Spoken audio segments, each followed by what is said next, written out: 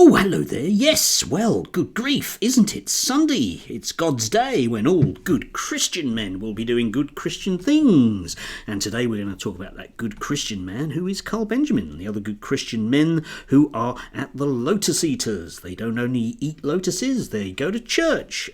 Very occasionally. Yes, indeed, might come back to that. Yes.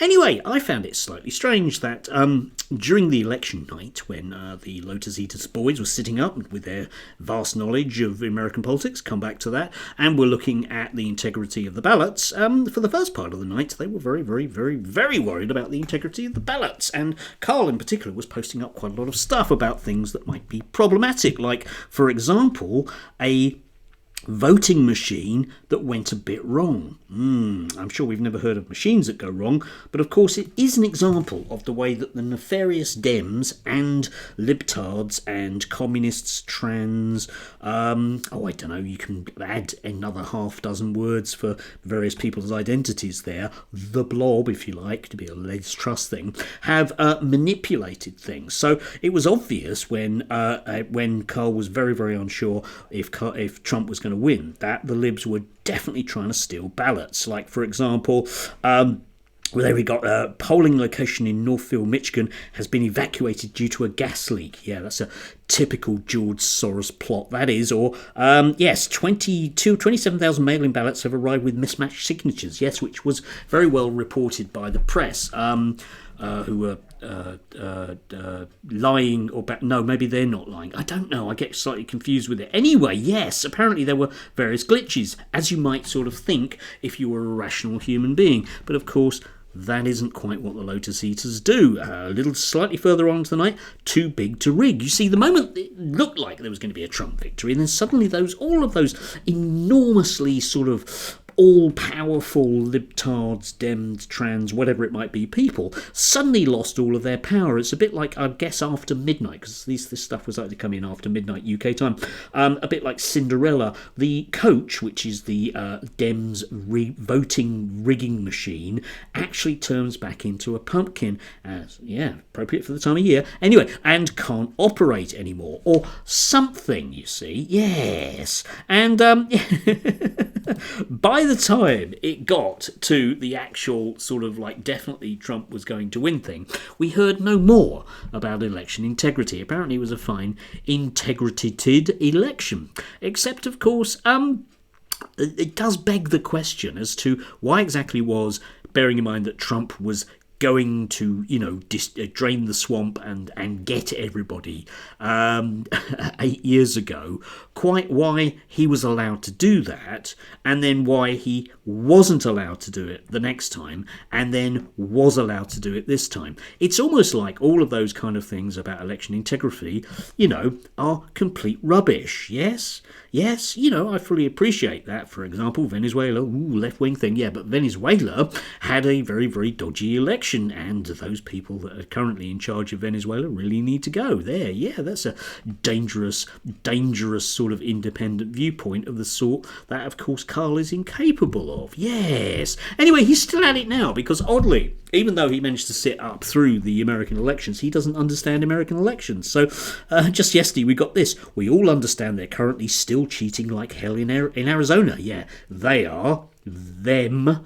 And despite the fact it won't change the fact that Trump has won, right? Yes, well done, Carl. Except, of course, what Carl fails to understand is that the US elections being held on November the 5th aren't only necessarily for president and vice president. They can also be for the Senate or for Congress or indeed for other things like legalizing marijuana or deciding whether or not to allow abortion in a state.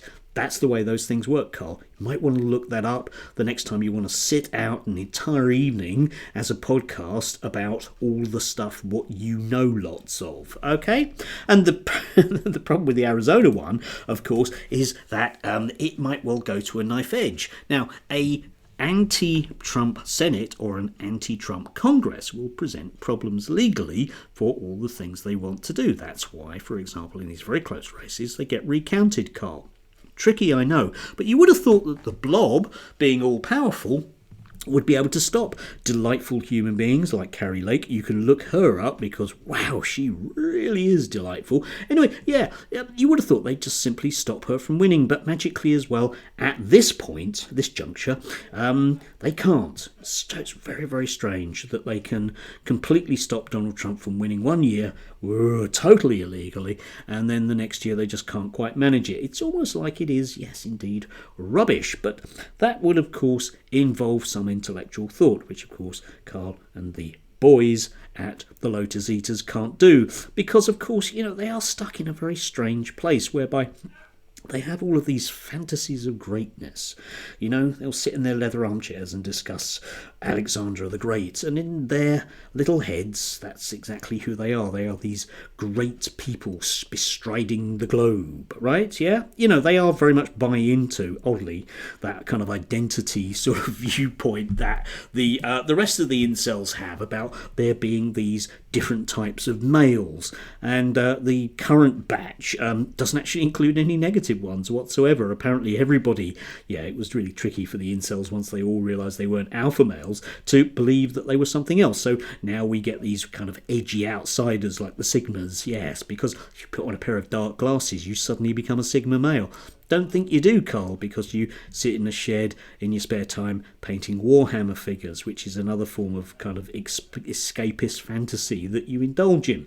The problem, of course, with Carl is that he spreads that nasty, nasty worldview to the rest of us. Yuck. Yuck, yuck. Yes, indeed. Anyway, that's enough of me slagging off Carl. No doubt he will be at church today. If anybody knows what church he goes to, please do let me know, because I have a think it's the Church of the Latter Day. Can't be bothered to get up on Sunday.